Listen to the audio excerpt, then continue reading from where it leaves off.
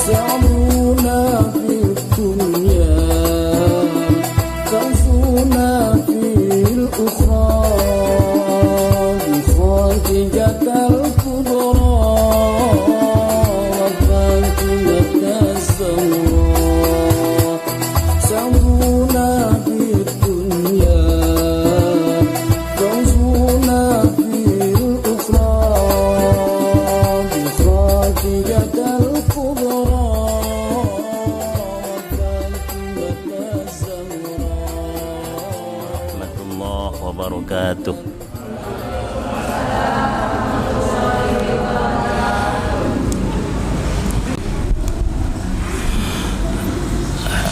Alhamdulillahi Rabbil Alamin.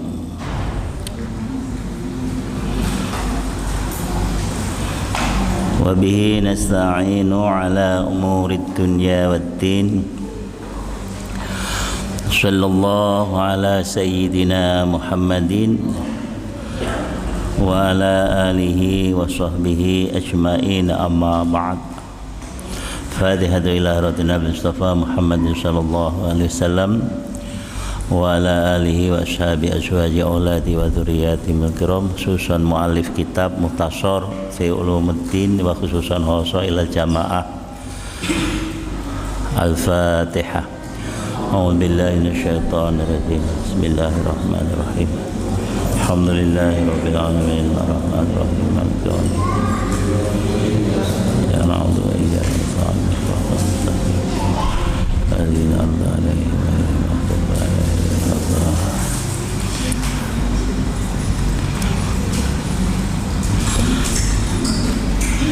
Bismillahirrahmanirrahim. Kita ulangi sedikit dari halaman 96, Pak. Faraidul wudu'i. Faraidul wudu'i.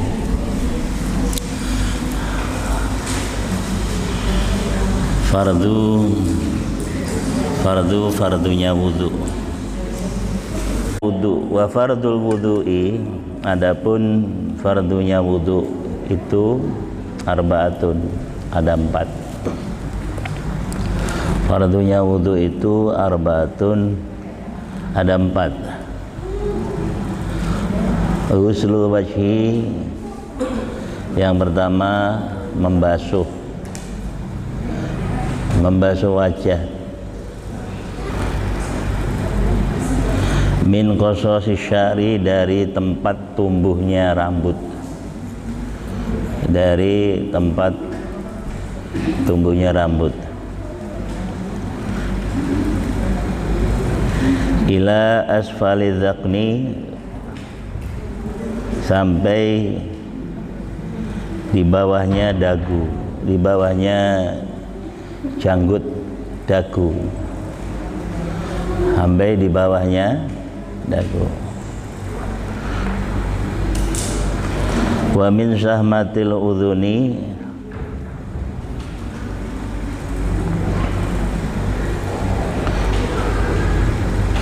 dan dari kanan kirinya kuping.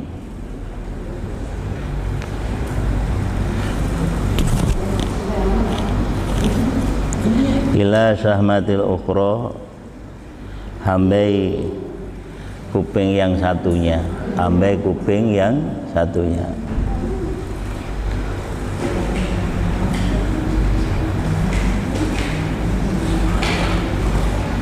Wa huslul yadaini, dan yang kedua membasuh 2 tangan.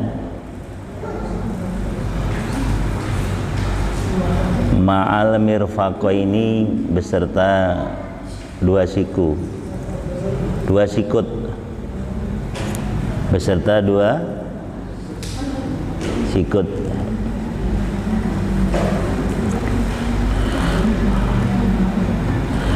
Wa mashurul ra'si, dan membasuh, mengusap seperempatnya kepala, mengusap seperempatnya kepala. Wa huslu rijlaini, dan membasuh kedua kaki. Ma'al ka'baini beserta kedua mata kaki. Ma'al ka'baini beserta kedua mata kaki.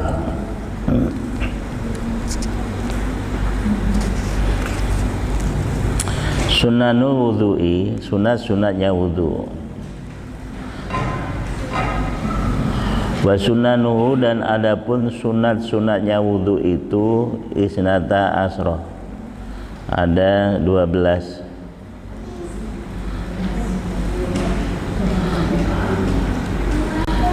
Yang pertama an-niyah, niat birafil hadasi, dengan menghilangkan hadas atau mengangkat hadas.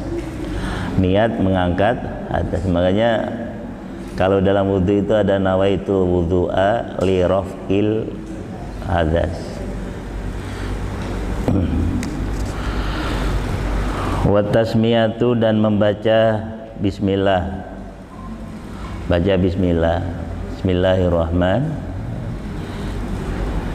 Fi bidayati, dalam permulaan wudu. Dalam permulaannya wudu. Wal madmadatu, dan berkumur. Apalagi kalau zaman corona ini kumurnya pakai dicampur pakai garam atau kumurnya pakai jeruk lemon. Wal istinsa wal istiaku, dan menghirup air ke dalam hidung, ngisep air ke dalam hidung. Setelahnya diisep wal istinsyaku, dan menyemprotkan. Jadi diisep yang kenceng, air sampai kira-kira naik di otak kita, supaya otak kita ini nggak ngeres. Otak kita supaya nggak kesetanan. Terus setelahnya dikocok pakai air, lalu disemprotkan, dibuang. Itu supaya apa? Pikiran kita jadinya jernih, bening. Terutama anak-anak muda ini baru puber keberapa ini? Puber kedua apa pertama? Juga bapak-bapak yang puber kedua itu. Aki ini aki keempat nih. 3 keempat. Wa tahlilul lihyati, dan menyelah-nyelai jenggot. Wong seneng miara jenggot itu harus disela-selai pakai air. Suami sampean main ajari ya. Jadi kalau yang jenggotnya tebel itu ya nggak cukup hanya airnya, apalagi airnya nggak ngalir. Apalagi cuma diusap. Karena mengawal definisinya adalah ya yang dibasuh harus tembus sampai tempat tumbuhnya rambut. Nah, jenggot ini yang rambut yang tumbuh di wajah. Dan ini wajah ini masuknya loh. Perinciannya loh di wajah kita itu ada hidung, ada apa? Ada dagu, ada bibir, ada kuping, ya, perinciannya gitu. Dan yang hebatnya lagi apa Pak? Dari setiap perincian anggota wajah kita itu ternyata itu ngandung dosa. Kuping sampean ngandung dosa, hidungnya sampean apalagi ya. Mulutnya sampean apalagi itu mulut. Terus diwuduin supaya apa? Supaya apa? Nah, kata Nabi, orang yang wudu itu akan merontokkan dosa-dosa yang ada di setiap ruas-ruas anggota tubuh, anggota wudu. Kalau tangan yang dibasuh ya dosanya tangan, kaki yang dibasuh ya dosanya kaki. Karena otak adanya di sini, Ya yang dibasuh sininya, nggak usah dijebol, nggak usah. Kalau setiap wudhu harus jebol ini ya repot. Jadi tujuannya ini Pak, tujuannya adalah Islam itu, beragama itu betul-betul orang Islamnya mampu menjaga nilai fitrah. Nilai apa Pak? Bu, nilai kesucian sampean itu loh. Sampean dilahirkan itu kan nggak punya dosa gitu. Terus sama Allah itu dikasih kesempatan untuk hidup. Hidup itu silakan diisi, dijalani. Tapi sama Allah ya nggak maksa. Allah juga nggak yang sampean pilih yang mana, jalan yang diri Allah apa yang enggak. Allah nggak maksa. Cuman Allah udah tunjukin supaya kamu tetap fitrah, tetap suci, perjalanan hidupmu nih loh, petunjuknya agama, petunjuk Allah yang menciptakan kita, diunjukin sampean. Makanya orang yang nggak mau ngikuti petunjuk Allah ya pasti sesat.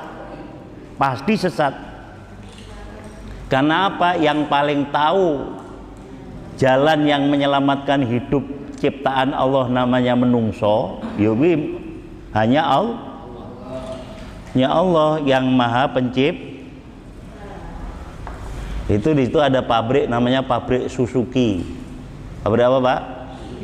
Yang paling tahu cara merawat mobil merek Suzuki yo pabrik Suzuki. Jadi buku panduan yang diberikan pabrik itu sampean ikutin supaya apa? Perjalanan mobil Suzuki merek Suzuki itu adalah bener. Kok merek Suzuki kok dibukuin?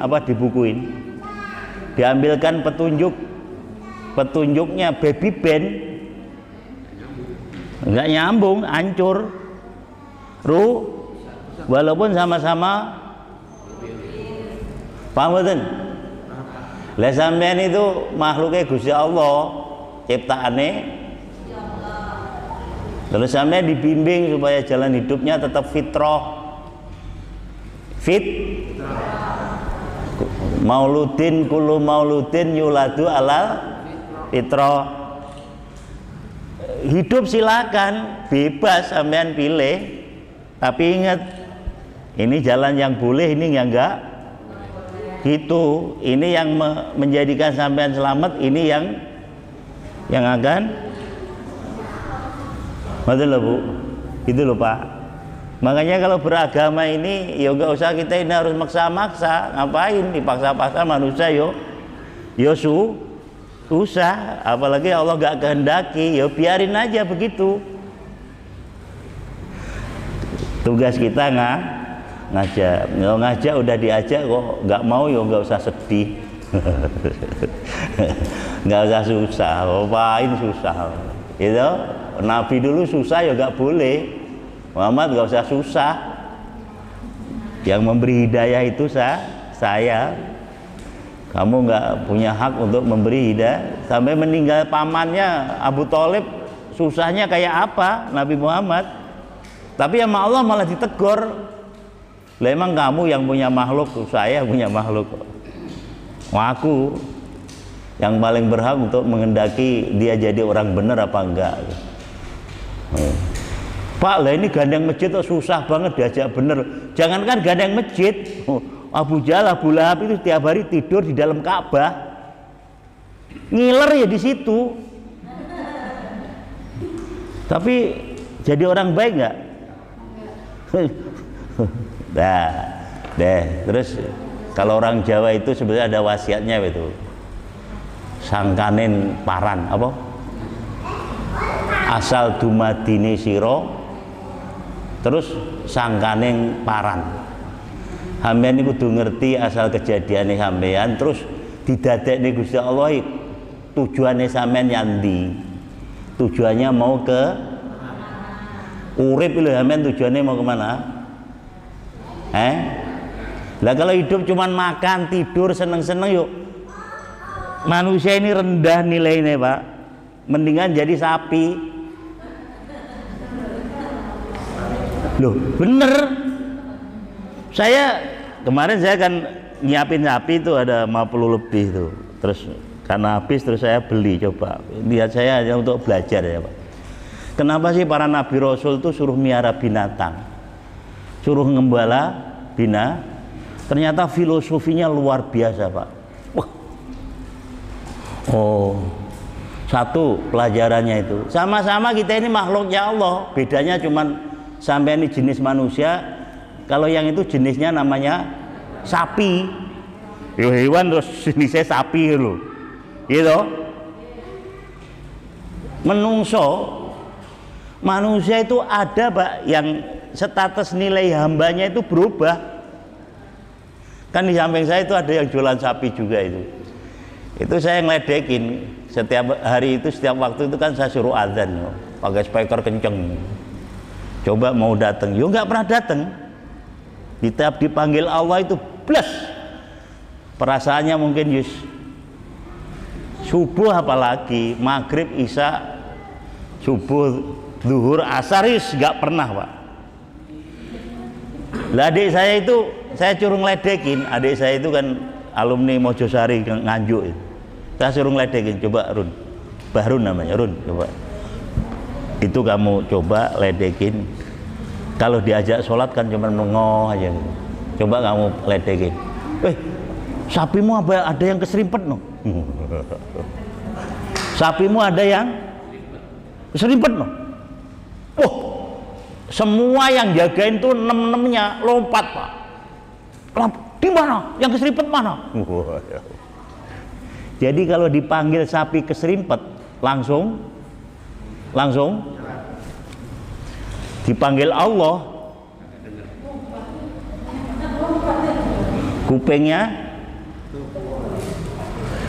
yang keserimpet mana? Keserimpet mana? Bahrun ketawa-ketawa pergi. Oh, awas lu, awas. Jadi dimensi hidup manusia itu ada yang milih jalan hidupnya kayak gitu, Pak. Kalau dipanggil untuk sepedahan itu, wih, ngumpul penuh, Pak, di Grand Wis tuh. Ini orang ngumpul diajak main ini, main itu.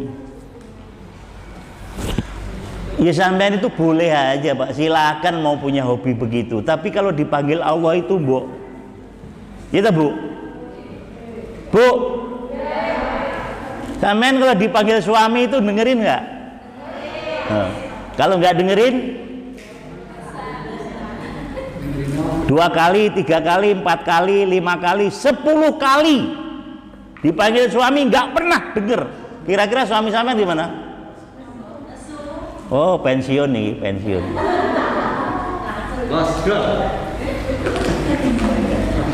Lah kalau sampean dipanggil Allah sampai 10 kali nggak denger itu loh. Kira-kira sampean gimana, Pak? Boyo ojo nemen-nemen loh, orang hidup kok mikir. Dikasih pikiran tuh suruh Pak Panut sering saya omelin, Bu. Kalau dipanggil pabrik itu langsung lari. Ya Pak Panut. Lembur ya lembur. Awalnya panggil atasan, Pak Camat, siapa? Komandan, siapa? Gitu, Pak. Gitu. Coba sampean bayangin, dipanggil komandan sampai 10 kali nggak pernah denger gitu, kira-kira gimana, Pak?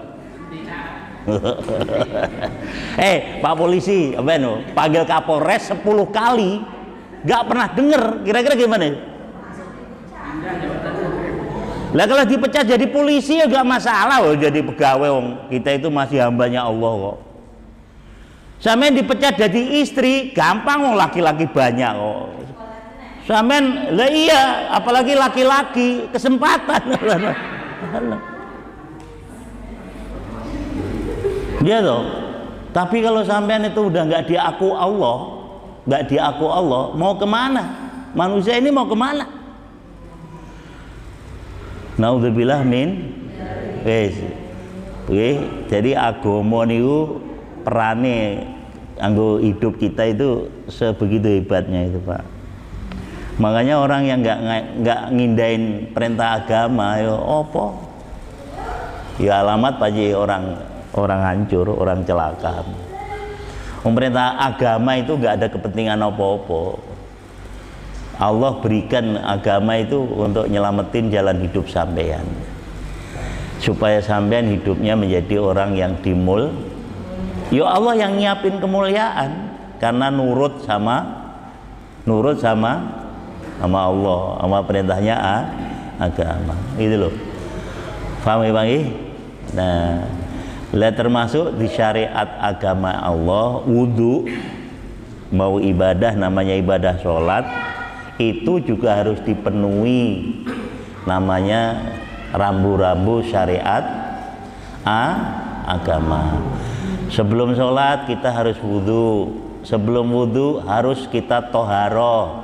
Nah itu semua harus dipelajari, harus sampai ngerti betul ilmunya. Jangan sampai kita ini kok ibadah sama Allah malah,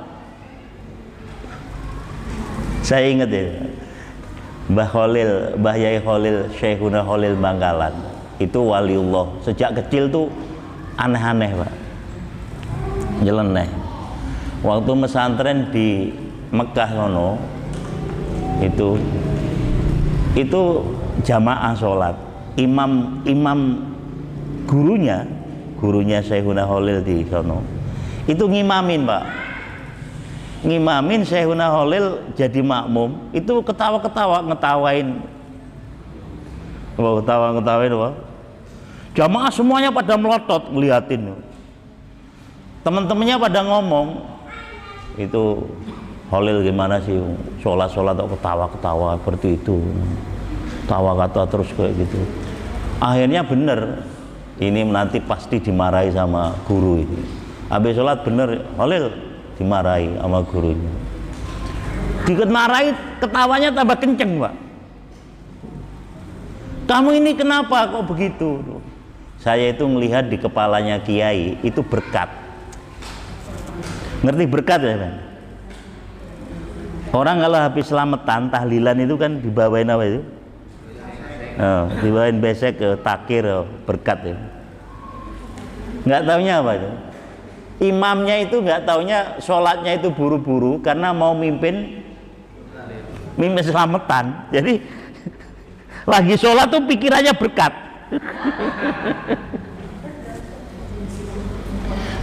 Loh, kalau sampai lagi sholat pikirannya apa itu?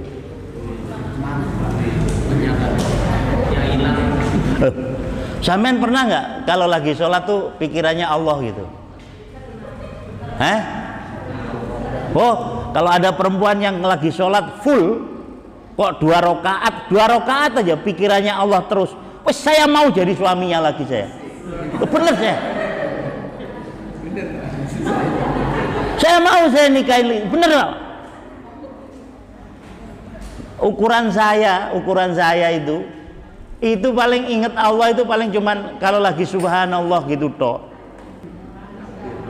atau lagi takbir Allahu Akbar aja terkadang mulut saya itu Allahu Akbar, pikiran sampean kemana?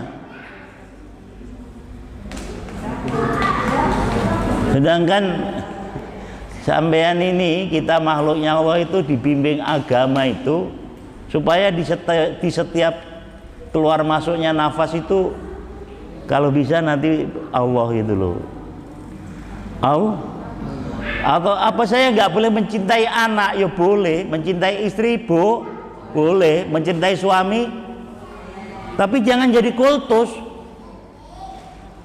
Kalau diperintah suami taatnya kayak apa, diperintah manusia tunduk patuhnya kayak apa.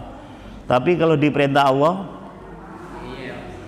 jangan Pak, jangan gitu. Nanti lama-lama nilai kehambaan kita tergerus. Nanti kalau lama-lama Allah nggak ngakuin kita sebagai hambanya. Wong lagi sholat aja kok nggak ingat Allah, apalagi di luar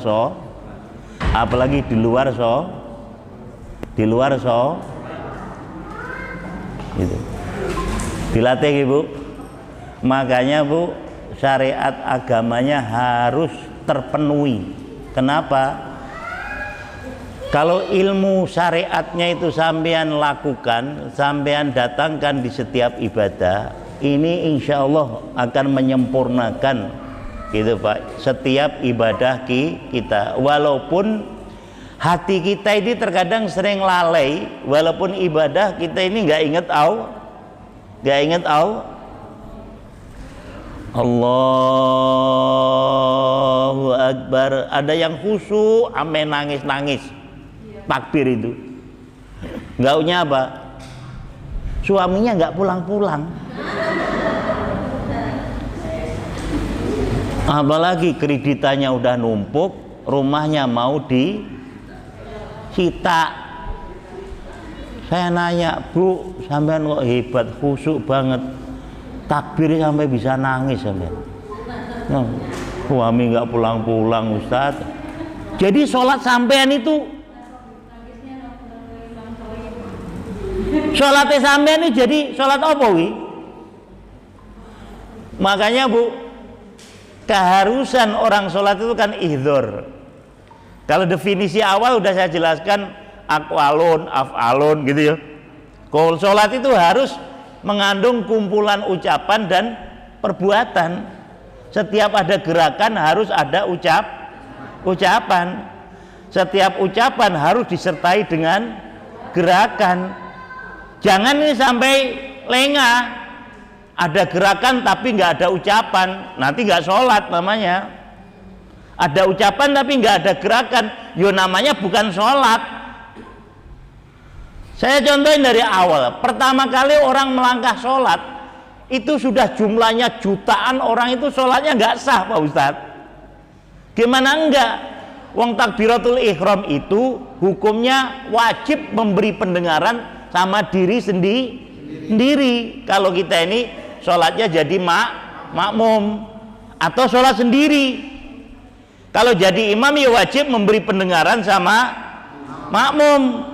Kedua kalimat takbir Allah dan Akbar itu harus kedengaran minimal oleh kita. Allah, kalau tangannya sampai gerak ala takbiratul ihram, berarti takbir harus diucapkan. Allahu Akbar, gitu Pak. Tangannya tok yang diangkat, nggak ada ucapan, sah bener? Gak bakalan sah. Sholat apa Pak? Coba sampean perhatiin yang sholat Pak. Pak Firman, mohon maaf Pak Ustadz, Pak Irwan ini sampean caket. Loh, kan ngesak nih tuh Pak, kasihan tuh Pak umat kita Pak. Masa sholat 40 tahun 50 tahun nggak pernah sah? Karena apa? Baru melangkah rukun pertama ternyata udah nggak sah, batal sholat. Sekarang saya nanya, sampai debat berdiskusiin bener nih sama Ustadz kesini, wes sama undang so kecamatan saya tuh, udah bener ya. Sekarang duluan niat apa takbir? Loh, kok niat? Alasannya apa? Well, duluan niat apa takbir?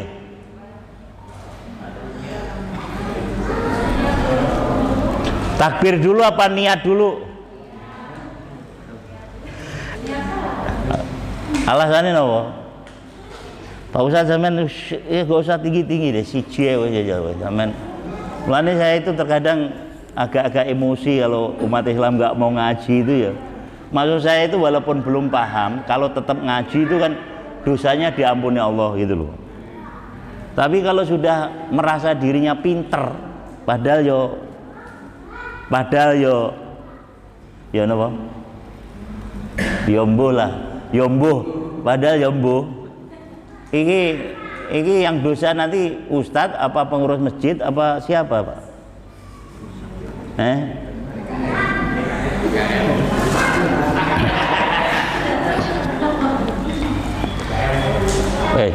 Kadang kan Nabi pesennya dan umatku itu akan senantiasa dalam kebaikan selama umatku nggak berhenti menuntut ilmu. Asal umatku mau terus nuntut ilmu, saya nggak khawatir dengan fitnah apapun. Tapi kalau udah nggak mau nuntut ilmu, yang paling saya takutkan umatku bukan jadi musyrik, tapi fitnah kenikmatan dunyo, fitnah nikmate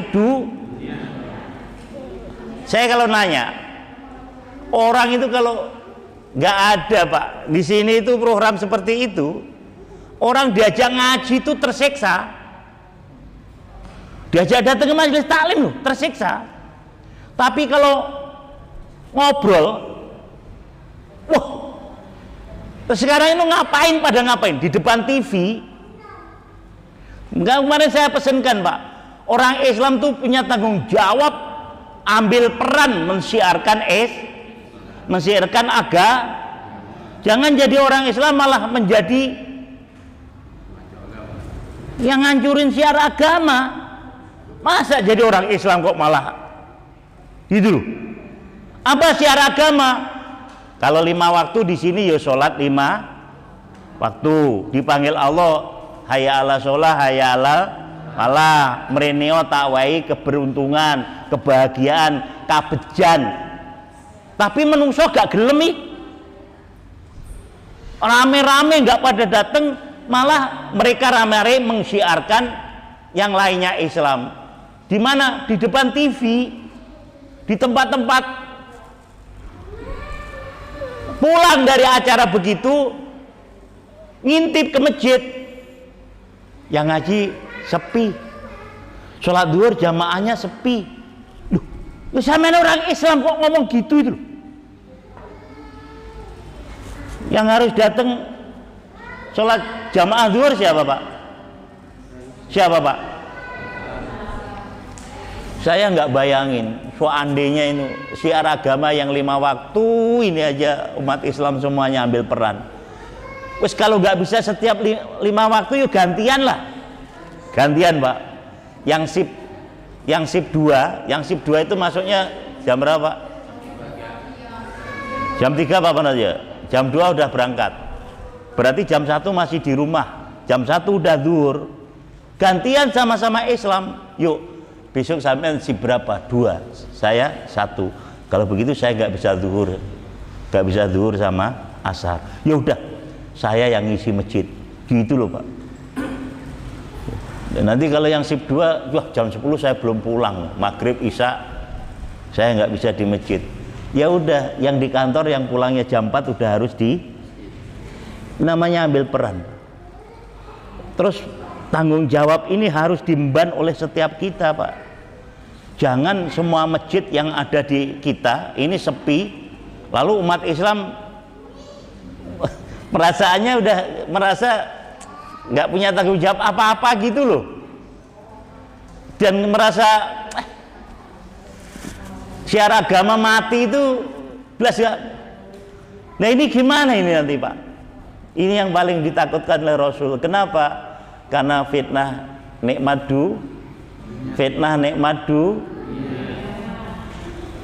Bu, Rasul meninggal, Siti Aisyah istri-istrinya belas gak ditinggalin duit serpes-serpes sop. 1 dirham, 1 dinar gak belas.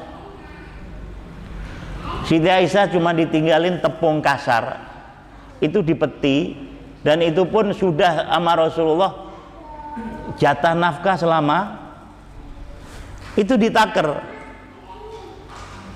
Karena apa? Ya umat Islam yang prinsip hidupnya kan gitu toh Pak. Kalau kita ini harta kita ini habis untuk agama, ya malah seneng. Misalnya kita ini biaya anak ke pesantren supaya anak kita menjadi orang yang nanti meneruskan kegiatan Islam, menyiarkan agama Islam. Berapapun habis harta gak apa-apa untuk agama. Tapi kalau untuk yang lain, paham Ibu nggih?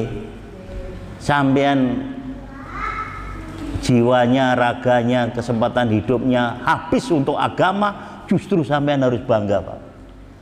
Tapi kok agama nggak kebagian, agama sampean loh nggak kebagian. Yo ngaji cuma sebulan sekali aja nggak kebagian, nggak kebagian waktu. Bulan sekali nggak kebagian. Loh, umur kita ini habis untuk apa, Pak? Umur sampean habis untuk apa, Pak? Berangkat pagi pulang. Jangan seperti itu. Nah, mindset hidup kita sekarang harus dirubah. Supaya apa? Gimana caranya lingkungan kita ini menjadi lingkungan yang betul-betul nanti yang turun rahmat Allah. Karena apa? Siar agama terlihat betul. Misalnya begini nih, mau pengajian nih, gitu. Dari subuh itu sudah terus orang hilir mudik mempersiapkan diri untuk mau ngaji. Misalnya belanja aja ketemu ibu-ibu di sana sama-sama ibu-ibu. Bu, kok belanjanya pagi-pagi? Iya ini mau ngaji nih, mau ngaji. Subuh-subuh udah pada belanja, mau ngaji. Mau ngaji. Wah, ini siar agama kan hebat, Pak. Anak-anak sudah dibangunkan pagi-pagi, suami kita semuanya udah mengajak istrinya juga udah siap diajak untuk. Yang bangga kira-kira sampean apa orang Kristen? Yang bangga kalau siarnya kayak gini orang Kristen apa orang Islam? Orang Buddha apa orang Islam? Tapi kalau siar ini nggak ada, kira-kira yang sedih siapa? Yang seneng siapa? Yang seneng orang Islam. Ya kalau sepi masjid ngaji sepi, yo. Orang yang nggak seneng Islam itu yo seneng Pak ngelihatnya. Oh biar mati sekalian. Kalau perlu masjidnya kita beli untuk mall. Masjidnya beli untuk mall. Lama-lama lagi gitu. Naudzubillah min. Tolong Bu, Ibu, tolong ya Pak ya. Agama Islam walaupun kebenaran ini harus didakwahkan. Tidak lah, ngambil peran dakwah itu kewajiban kita semua. Ya Pak, kuntum khaira ummatin ukhrijat linnas ta'muruna bil ma'ruf wa tanhauna 'anil munkar. Umat Islam pikul peran ini, Pak. Apa? Ciptakan di lingkungan kita, galakkan di lingkungan kita amar ma'ruf, ajak suami, ajak istri. Kalau belum berngaji, belum berani ngajak orang lain, tetangga apa gitu, belum berani. Pokoknya keluarga kita dulu kita selamatkan. Ya Pak ya. Dah kembali ke pembahasan. Sunat-sunat wudhu syariat agama ini harus dilakukan, harus dijalankan, harus ada, dihadirkan di setiap kita menjalankan ibadah. Kalau wudhu, sunat wudhu ini adalah maknanya segala amalan yang kalau dihadirkan di saat wudhu menyempurnakan pahalanya ganjarannya Tapi kalau yang fardu adalah segala sesuatu yang berkenaan dengan wudhu dan harus dihadirkan di saat kita wudhu. Kalau tidak didatangkan, tidak dihadirkan, maka wudhunya nggak sah. Kalau wudhunya nggak sah, berarti sholatnya nggak sah. Kalau sholatnya nggak sah, kayaknya ibadah-ibadah yang lain ikut berat itu nggak sah, Pak. Karena apa? Pertama kali di akhirat nanti yang akan dihisab oleh Allah adalah sholat kita. Sholat kita benar, maka yang lain ikut. Sholat kita nggak benar, yang lain ikut. Naudzubillah min. Bismillahirrahmanirrahim. Wal asabi'i, dan menyelah-nyelahi jari-jari. Menyelah-nyelahi jari. Ini jari-jari. Alhamdulillah kalau jari-jari kita ini kan normal. Itu ada jari-jari yang sininya lengket, jari-jari tapi dempet begini. Gimana nih hukumnya? Apa harus dioperasi? Kalau dioperasi merubah yang sudah diciptakan Allah hukumnya, ada yang membolehkan, ada yang nggak membolehkan. Tapi kalau untuk lidaf innaf lijal bil maslahah, untuk menarik kemaslahatan, ulama kita membolehkan. Misalnya ini ada anggota jari-jari kita ini yang lengket itu Pak. Lah ini repot nih Pak, kalau nggak dioperasi maka air wudhu nggak akan pernah bisa masuk. Bahkan kalau kita mandi besar, mandi junub, ibu-ibu habis haid apa nifas gitu, itu nggak akan bisa kebasuh. Kita juga kalau mandi junub itu nggak bisa kebasuh. Maka kalau untuk menarik kemaslahatan itu, merubah apa yang telah diciptakan Allah, itu diperbolehkan. Seperti halnya bibir swing bibir apa? Zooming itu. Tapi kalau untuk lijal bil maslahah boleh. Tapi kultuhannya kalau untuk ngember apa itu? Nanti kalau ditambal bibir saya biar kelihatan cantik, lalu nanti dijual supaya wah itu nggak boleh itu. Biar tetap jelek aja tuh. Nggak usah lagi, biar nggak usah lagi. Naudzubillah min. Makanya ibu-ibu kalau dandan apa itu segalanya ya pokoknya untuk kemaslahatan. Untuk jangan dandan niatnya untuk ibu ya. Dandan niatnya jangan untuk. Wis, teruskan. Wa taslisul husli, dan membasuh sebanyak 3 kali atau 3 kali basuhan.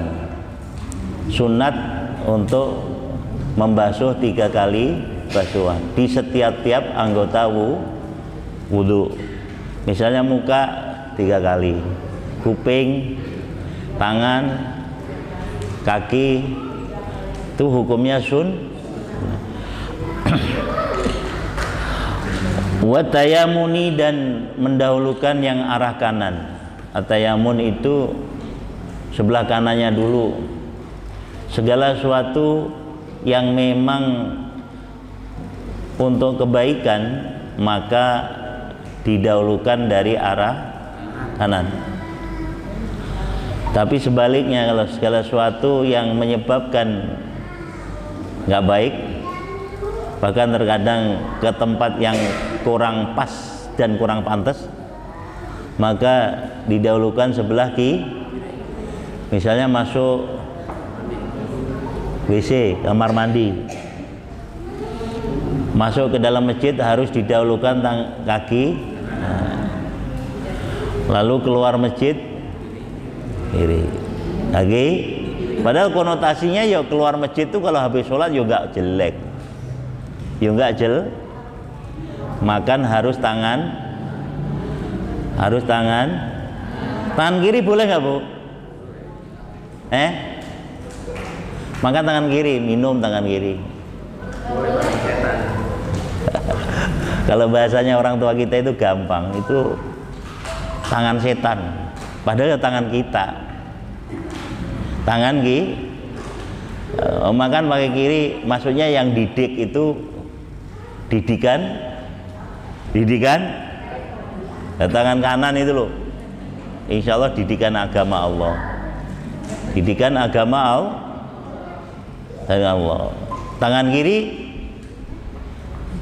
Tapi kalau yang untuk sesuatu yang kurang pas, bahkan dianggap itu adalah tabu, pakai tangan, misalnya apa? Misalnya apa? Cebok. Ya kalau cebok jangan pakai tangan kanan, pakai tangan kiri. Tapi kalau ngajarin orang pedalaman Irian Jaya susah Pak. 4 bulan itu belum terbiasa itu. Itu megang gayung aja, terus sambil ngambil air, lalu sambil nyebok, itu 4 bulan tuh nggak bisa-bisa itu. Nah kalau sampean memang bukan orang sono dan dari kecil udah dididik orang tua dengan nilai-nilai agama, walaupun orang tua itu nggak ngomong ini adalah perintahnya agama, tapi semuanya sudah mengandung unsur agama. Misalnya kalau makan kita harus baca itu loh, terus baca doa. Bahkan anak-anak kita masih TK itu dihafal itu udah. Habis makan harus baca doa lagi. Mau tidur dan seterusnya. Orang tua kita walaupun bukan ulama, terkadang unsur agama itu sudah semuanya dipraktekkan langsung dalam kehidupan. Dari mana mereka dapat? Karena mereka rajin datang ke majelis taklim itu. Makanya kalau tradisi di daerah kita itu, walaupun nggak pernah pesantren, bapak ibu kita itu nggak pernah nyantri, nggak pernah, tapi apal Yasin, apal Tabarok, apal surat Waqiah, apal surat Ar-Roh, jatuh ke anaknya. Amben apal nggak? Yasin apal, Waqiah apal. Bahkan Asmaul Husna itu orang tua kita banyak yang hafal, Pak. Karena apa? Saking seringnya dia datang ke satu majelis yang di situ adalah yang diwiridkan, diamalkan itu. Malam Jumat Yasinan, malam Minggu Yasinan, sampai manakib Syekh Abdul Qadir itu. Kalau di sini tuh bisa baca manakib udah dipanggil Syekh. Bener itu. Gak percaya sampai di situ tuh. Udah dipanggil. Di kampung saya semua nenek-nenek apa manakib Syekh Abdul Qadir tuh. Itu karena apa? Amal rutin kalau hari Rebu. Jadi orang tua kita itu kegiatannya di kampung, walaupun di kampung itu yo yasinan, yo semaan Quran, hataman Quran 30 juz, semaan Quran, yo manakiban, yo berjanjian. Jadi 4 dalam 1 minggu. Yang heran itu saya, Pak, semuanya itu sempat. Saya ingat betul, ibu saya itu anaknya kan 12, Pak. Setiap tahun itu bisa tambah 2 tahun sekali loh lahiran, Pak. Jadi kalau ngaji, berangkat ngaji itu sininya gendol, sininya apa? Sini saya gembol, sininya gandeng, sininya gendong, Pak. Ini gendong yang masih di susuan, ini sudah ada, gitu, Pak. Ini sapian. Dan itu seminggu 4 kali ngaji itu bisa. Padahal ibu saya tanya itu, Bu, sampean dulu nikah itu umur berapa sih, Bu? Wah, yang enggak aja yang nanya. Terus saya juga terkadang ledekin ibu, Bu, Masya Allah. Dan itu setiap hari bisa ke pasar, Pak, membawa hasil kebun itu.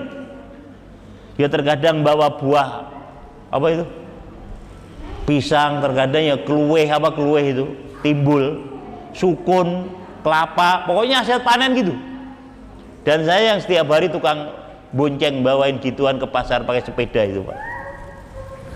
Masya Allah, jatuh ke saya, kok susah bener saya itu harus ngaji padahal kita itu udah jauh lebih enak, Pak.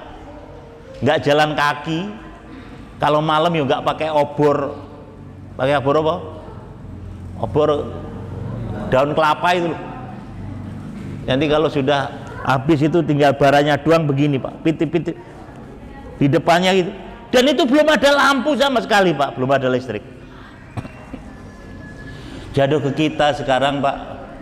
Saya kenapa cerita begini? Saya ingin menumbuhkan kesadaran ini, Bu.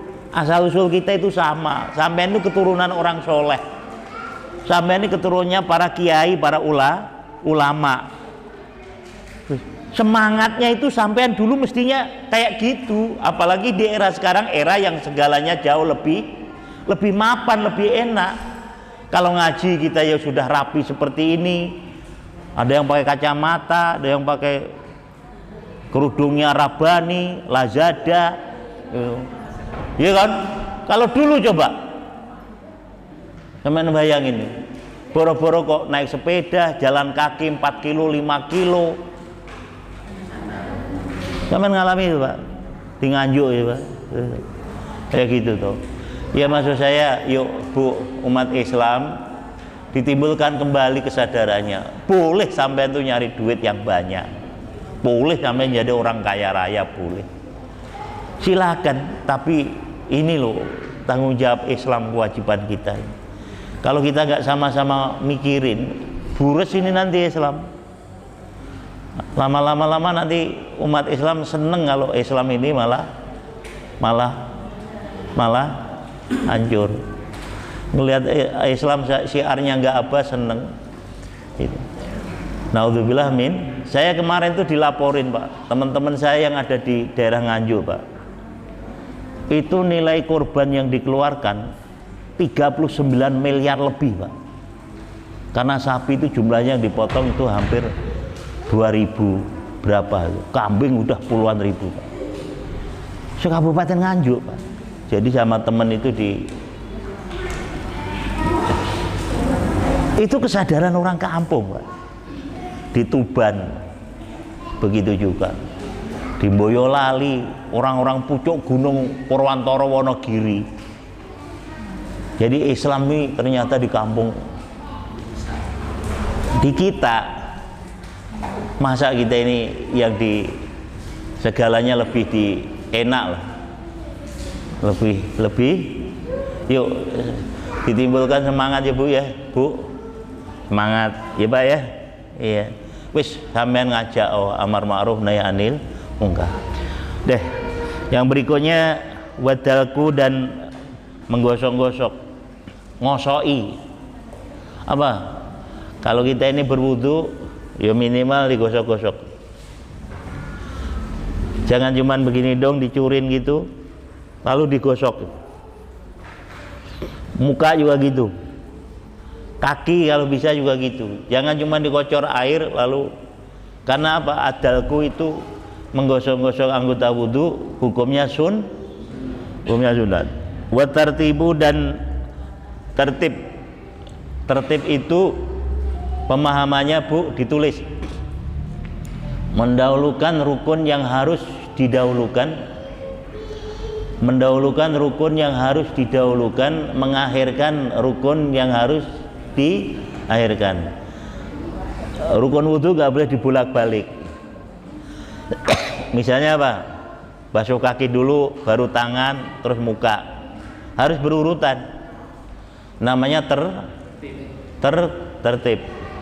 Tertib itu adalah rukun yang dahulu, mengakhirkan rukun yang harus diakhirkan. Alama atas rukun apa-apa dzikra yang telah disebutkan fil ayati dalam keterangan ayat. Fil ayati dalam keterangan ayat. Wasti'abu ra'si dan meratakan ke seluruh kepala. Sunat hukumnya kalau wudu seluruh kepala kita ini dibasuh. Jadi biar apa? Biar semuanya kena air. Karena ternyata ibu-ibu, Bu, awalnya datangnya iblis bisa masuk ke dalam mata pandangan laki-laki dari perempuan itu ternyata awalnya adalah dari rambut. Awalnya dari makanya rambutnya ibu-ibu itu harus ditutup itu. Kalau nggak ditutup, digerai gitu, itu suami laki-laki ngelihatnya dari rambut. Dan racun itu memang dipanahkan oleh iblis dari situ dulu, das gitu. Karena apa? Sasarannya telah melihat rambut, adalah ke bawah. Kalau rambutnya panjang itu ke bawah, bawahnya apa itu? Yang megol-megol itu apa Bu?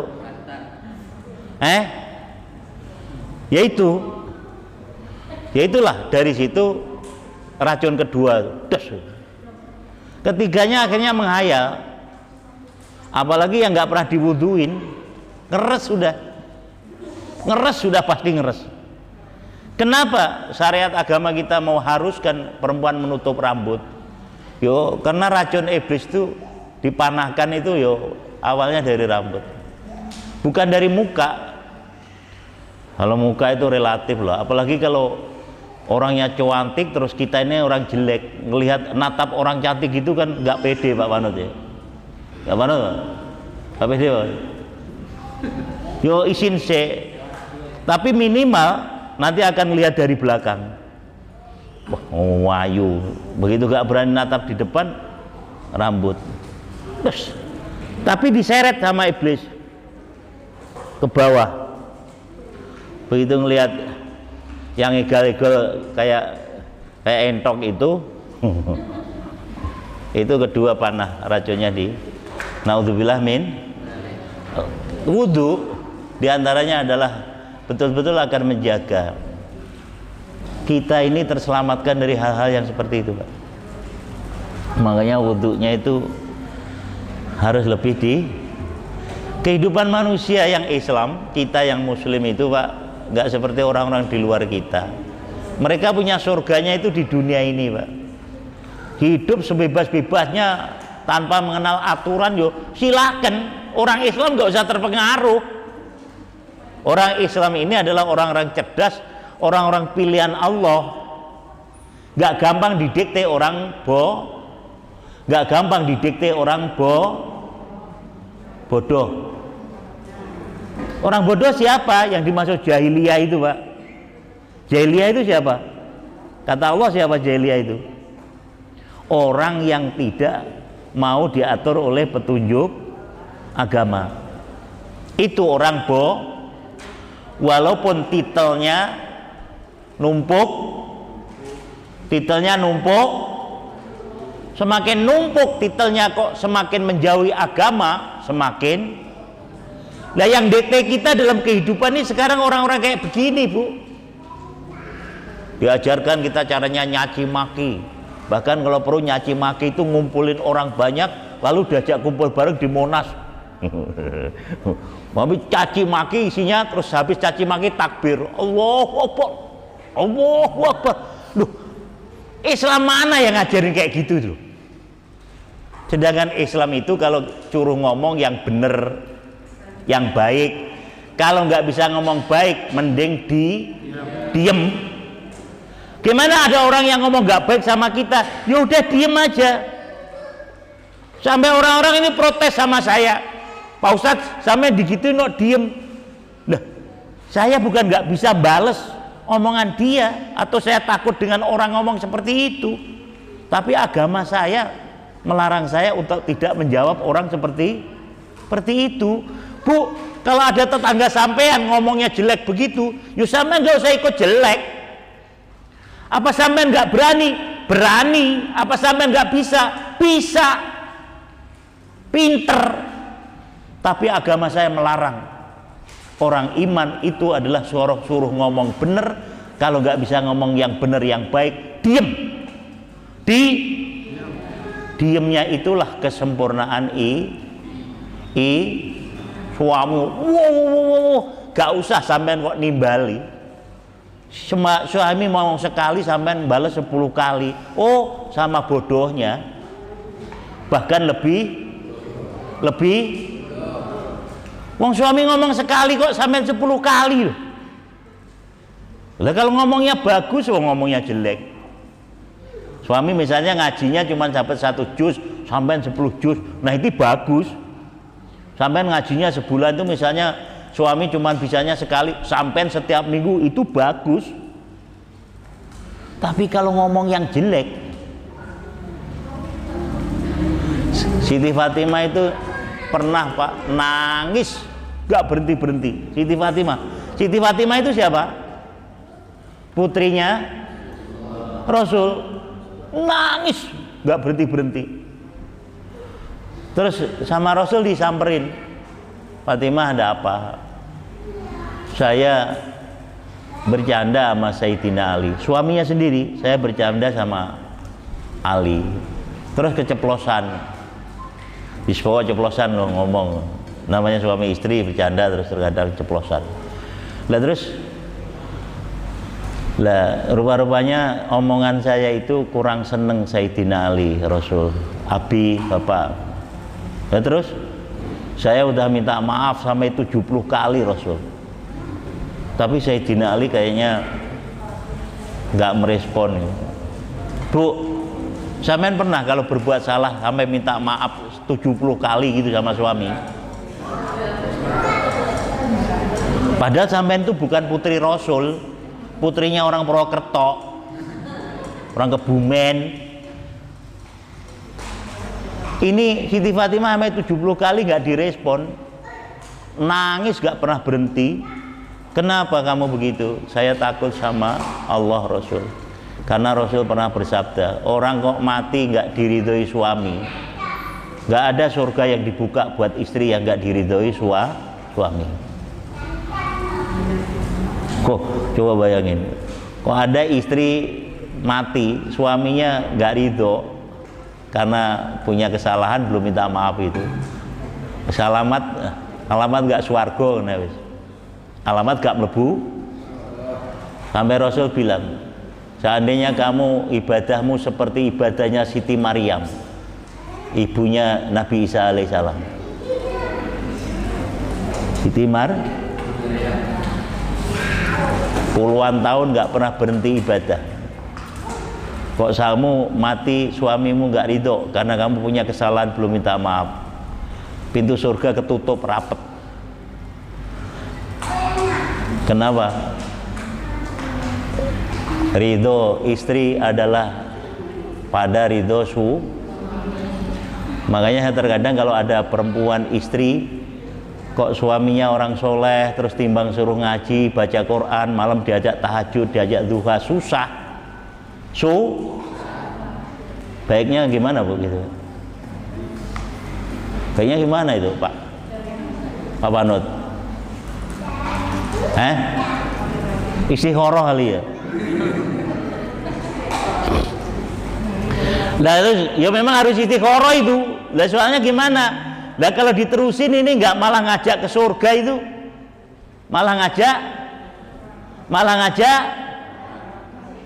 Bu, makanya ibu itu kalau timbang suruh ngaji, malam tahajud, sholat duha, baca Quran, yang semangat Bu. Kata Nabi, orang yang paling pertama nanti akan dibukakan pintu surga oleh Allah yaitu orang perempuan yang taat sama suami. Satu, taatnya sama suami itu Bu, itu melebihi ibadah sampean itu 1 tahun. Bu, ngaji gitu tok sampean dapat pahala Pak, kayak ibadah setahun.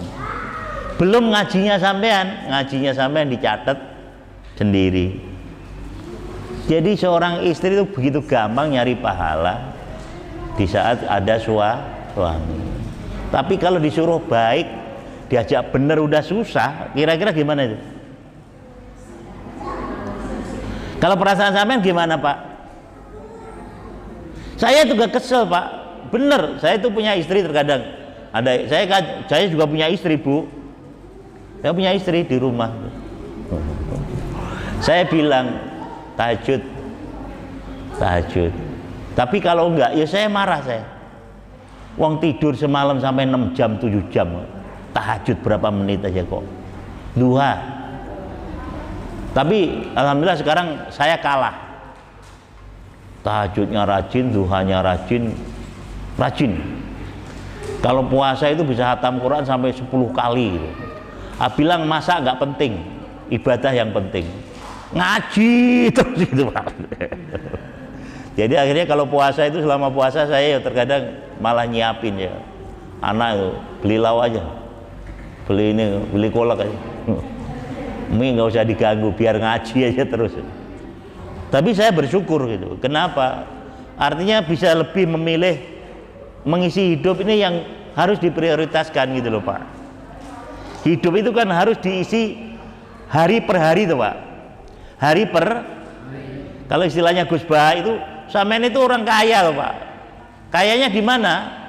Sekarang sampean udah kenyang loh. Di rumah sampean udah ada nasi, ada lauk. Bahkan nanti untuk persiapan sampai malam ada yang untuk buat makan sampean sama keluarga. Ada. Wis, sampean cukup hari ini berarti sampean orang kaya. Besok gak usah dipikir, belum tentu sampean masih hidup. Ini orang sekarang punya segalanya ada, tabungan duitnya ya di tabungan banyak, di rumah juga segalanya ada, pikirannya masih. Lah emang kebutuhan hidup sampean itu untuk kapan? Kebutuhan hidup kita itu sekarang. Kadang saya kemarin ngomong sama anak-anak, kok ini bangun sekretariat nih kali gimana ini? Atasnya kosong. Padahal kebutuhan saya itu, saya tidur itu gak butuh sekamar, cuman sepasnya saya tidur. Istri saya ya paling, anak saya 2 cukup lebih. Ini kan masih bangun. Dan kalau saya ditanya sama Allah, ini untuk apa ini? Jawabnya sampean apa, Pak? Jawab sampean apa, Bu? Itu duit kamu untuk apa itu? Mobil itu untuk apa? Wong rumah juga untuk apa? Banyak-banyak. Bis. Pokok isi kehidupan sampean itu yang jauh lebih membawa kemuliaan nanti di kehidupan kita yang sesungguhnya akhirat.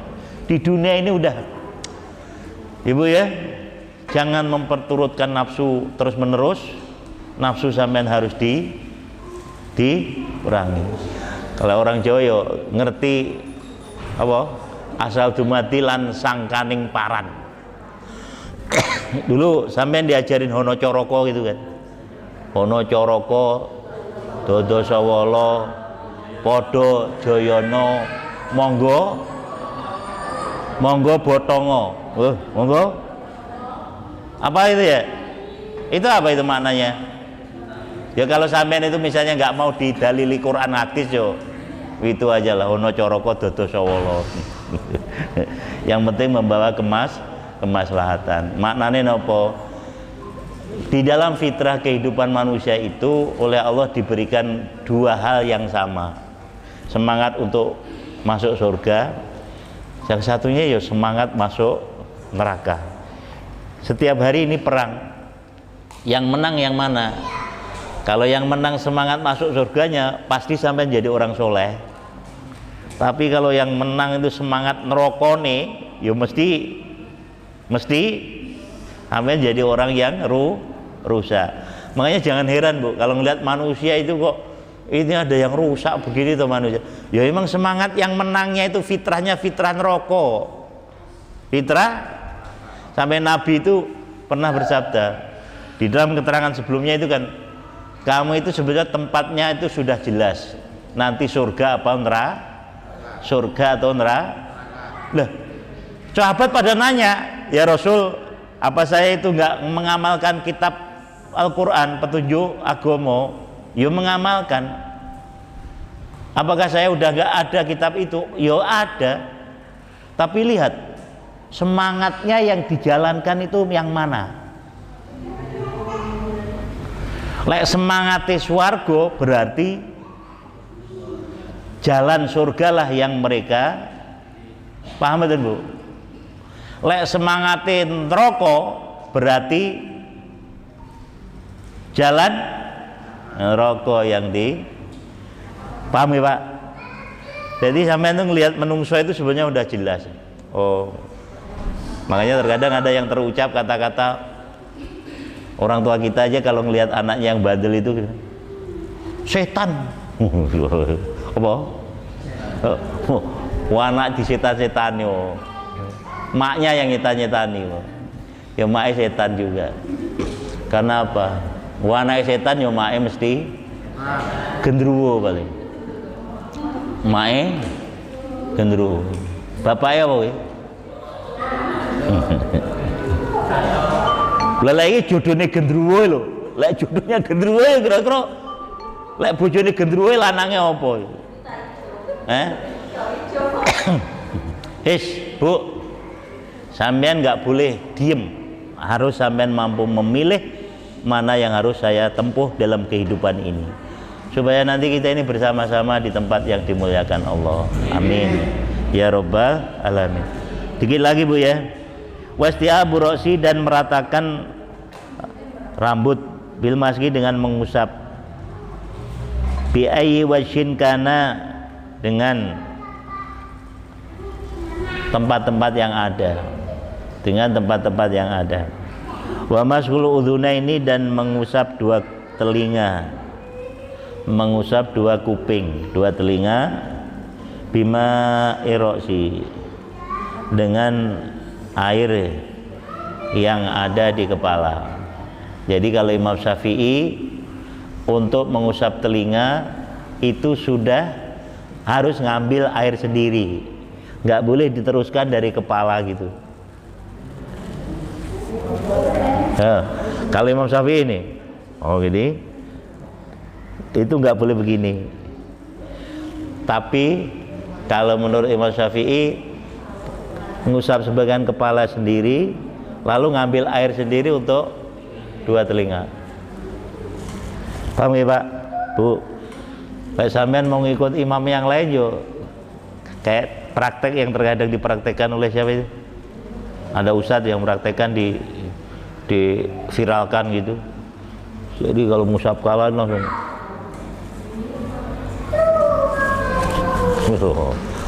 gitu ya. Kalau saya ngusap kepala sendiri, lalu ngambil air lagi baru ngusap. Paham ya Pak? Iya. Karena apa? Ihtiyatul hukmi, kehati-hatian dalam hukum harus lebih dikedepankan. Sekalipun ada yang membolehkan, tapi kalau di saat misalnya airnya sedikit, pas-pasan, ya sekarang nggak apa-apa ngirit air. Jadi pindah mazhab, oper persneleng. Tapi ya waktu itu aja gitu, karena air lagi sedikit. Tapi kalau air normal biasa yo dinormalkan aja. Paham Ibu nggih?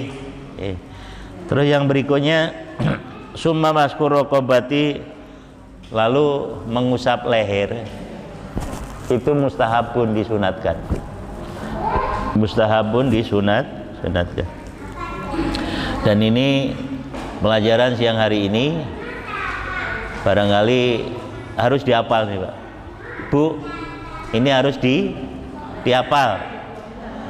Karena apa? Kesempurnaan pahala ibadah sholat kita yaitu menghadirkan seluruh yang berkenaan dengan syarat yang ada di dalam sholat itu. Dan syarat dalam sholat itu ada yang fardu, ada yang sunnah. Nah, sekarang kalau ada tanya jawab silahkan.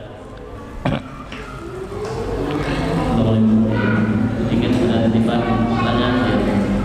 Yang pertanyaan pertama, bolehkah melakukan sunat-sunat setelah qobliyah subuh, namun sholat wajib atau sholat fardunya diri subuhnya malah sering tertinggal? Yang pertama.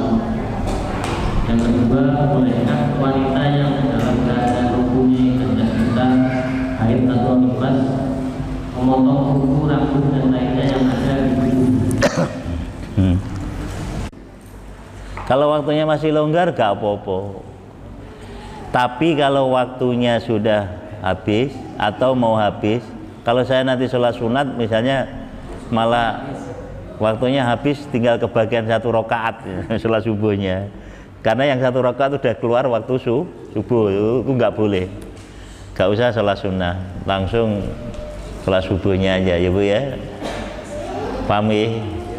Ya kalau pengen lebih banyak sholat sunnahnya yuk bangunnya jam 3. Jam 3 nanti bisa sholat tahajud dulu.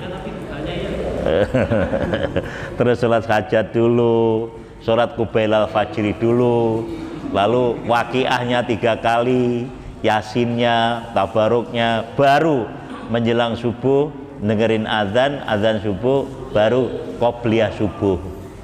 Oh, itu top itu ya. 2/3 malam sampean udah bangun. Coba sampean coba Bu, bener sampean coba, berkah sampean. Yang menjadi permohonan sampean pasti diijabah Allah. Yang baik-baik tapi ya Ibu ya, Pak ya. Iya, sampean pengen kaya yo ya boleh itu, tapi kaya yang barokah, yang manfaat. Itu yang paling penting yo, sampean banyak doa untuk anak keturunan kita menjadi anak soleh solihah. Soalnya apa? Yang meneruskan jariahnya sampean itu ya anak sampean. Sampean seneng ngaji, seneng sholat, seneng ibadah begini. Kalau punya anak nggak begitu, kita meninggal udah bubar, karena harus diteruskan. Nah makanya kalau istilahnya ahli-ahli hikmah itu bilang, kalau kita ini menuntut ilmu niatnya untuk agama Allah, berapa aja biayai, nggak masalah. Kenapa? Membiayai agamane Gusti Allah. Tapi kalau niatnya untuk yang lainnya, you mikir-mikir nanti pasti kecewa gitu. Ujungnya orang tua cita-citanya pengen jadi dokter, udah habis ratusan juta, begitu lulus gak jadi, stres gitu Ibu ya. Kalau untuk agama Allah enggak, biayai sebanyak-banyaknya anak untuk nuntut ilmu supaya anak saya nanti menjadi pensyiar penerus agama Allah. Insya Allah sudah diganti semua oleh Allah dengan surganya Allah. Gitu. Gak usah repot-repot harus jadi dokter. Jadi dokter repot. Belum tentu dapat surga akhirat. Surga dunia apalagi. Surga dunia terkadang gak dapat, apalagi akhirat. Yang kedua Pak Ustadz, gak boleh Bu kalau lagi dalam keadaan hadas besar, haid atau nifas, atau lagi masih junub, belum mandi, motongin kuku, motongin rambut, gak boleh. Bahkan itu kalau Al-Imam Syafi'i harus hati-hati, nyisir rambut lagi dalam keadaan hadas besar, itu sisiran rambutnya sampean tuh harus ditadangin. Kalau orang-orang kita dulu itu ditaruh di kertas putih gitu, lalu disimpan. Nanti kalau headnya udah putus, nanti ikut dimandikan. Karena apa? Rambut yang rontok di saat sampean head itu kok nggak dimandiin, nanti di kuburan sampean dateng jadi api. Sampean sopo? Aku rambutmu sing nek donya waktu awakmu apa? Waktu kamu head, waktu kamu hadas besar ini belum kamu mandiin. Naudzubillah min. Jadi hati-hati Bu, ibu-ibu hati-hati. Lah sampean lumayan kalau punya suami yang mengerti tentang fikih. Kalau yang nggak ngerti kan, wah ya bentar-bentar nyisir dan nggak ngerti. Ini saya lagi men atau lagi hadas besar gitu. Dan yang terakhir saya tambahin Bu, lalu lagi dalam keadaan nifas belum selesai, haid belum selesai, jangan pernah sampean juga mau melayani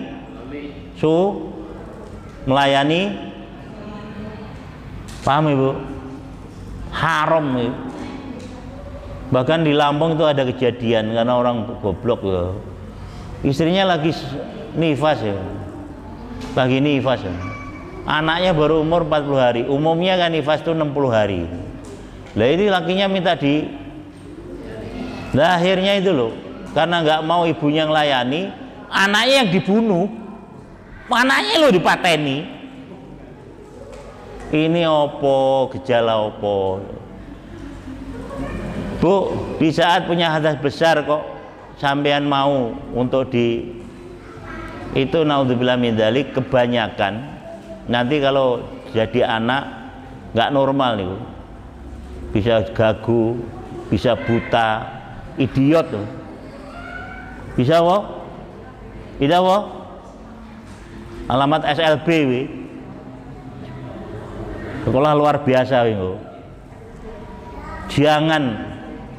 Tapi kalau dengan cara yang lain ada yang membolehkan, dan saya nggak akan ngajarin.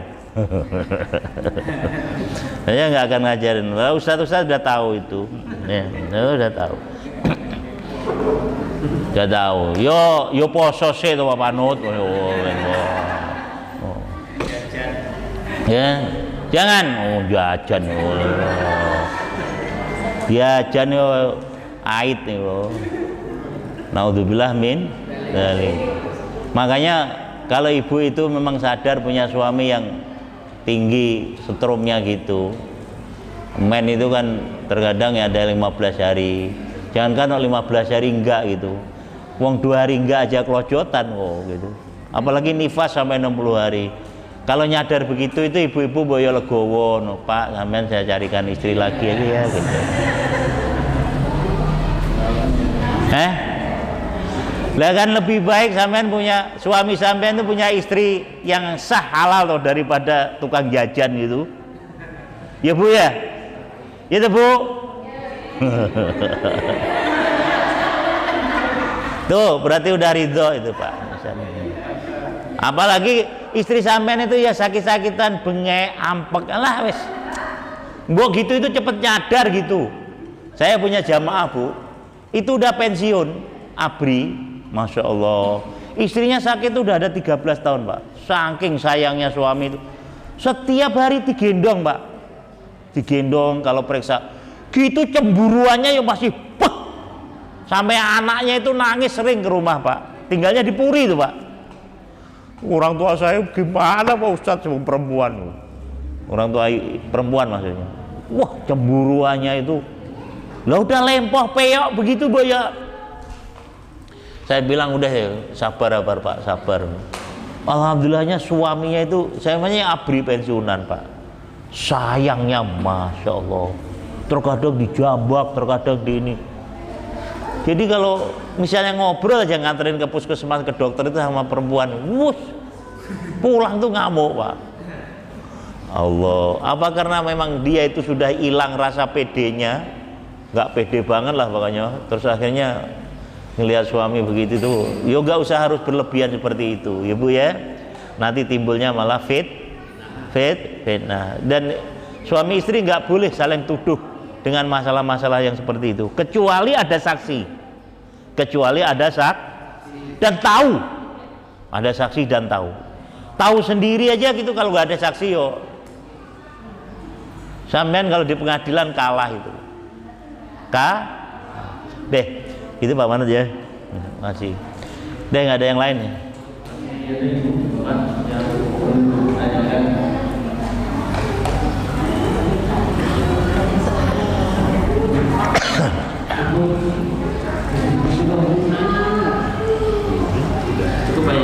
Baik, kalau nggak ada, mudah-mudahan ini manfaat dan Allah akan terus memberikan kekuatan istiqomah dalam thalabul ilmi, istiqomah menjaga iman dan Islam kita sampai akhirnya husnul khatimah. Amin ya rabbal. Assalamualaikum warahmatullahi wabarakatuh. Ya Rahmanu ya Rahim ya Maliku ya Quddus ya Salamu ya Mu'min ya Muhaimin ya Aziz ya Jabbar Mutakabbir ya Khaliqu ya Bari ya Musawwir ya Ghaffar ya Qahhar ya Wahhab ya Razzaq ya Fattah ya Alim ya Qabir ya Basit ya Khafid ya Rafi'u ya Mu'iz ya Mudhill ya Sami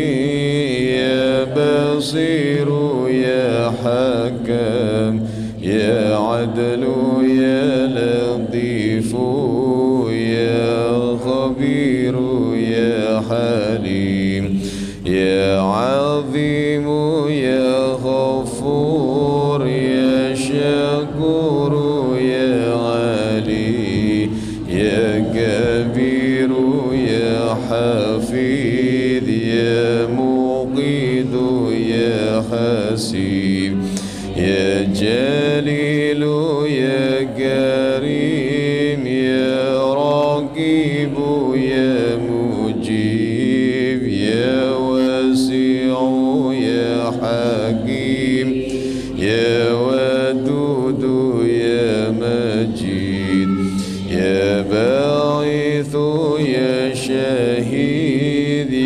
حق يا وكيل يا قوي يا متين يا ولي يا حميد يا محصي يا مبدئ يا معيد يا محيي يا مميت يا حي يا قيوم يا وجيد يا مجيد يا وحيد يا أحد يا صمد يا قادر يا مقتدر يا مقدم يا مؤخر يا أول يا آخر يا ظاهر يا باطن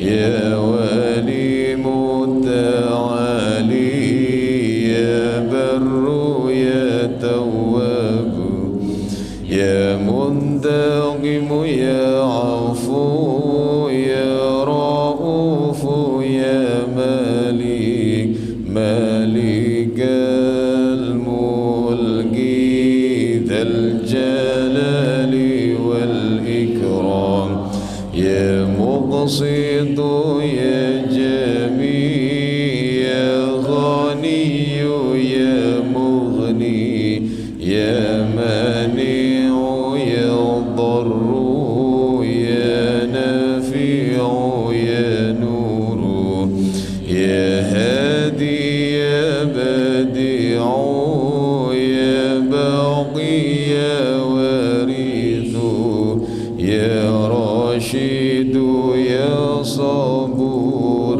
عز جل ذكره بأسمائك الحسنى اغفر لنا ذنوبنا ولوالدينا وذريتنا كفر عن سيئاتنا واستر على عيوبنا واجبر على نقصاننا وارفع درجاتنا وزدنا علما نافعا ورزقا واسعا حلالا طيبا وعملا صالحا ونور قلوبنا ويسر أمورنا وصحح جسدنا دائما حياتنا.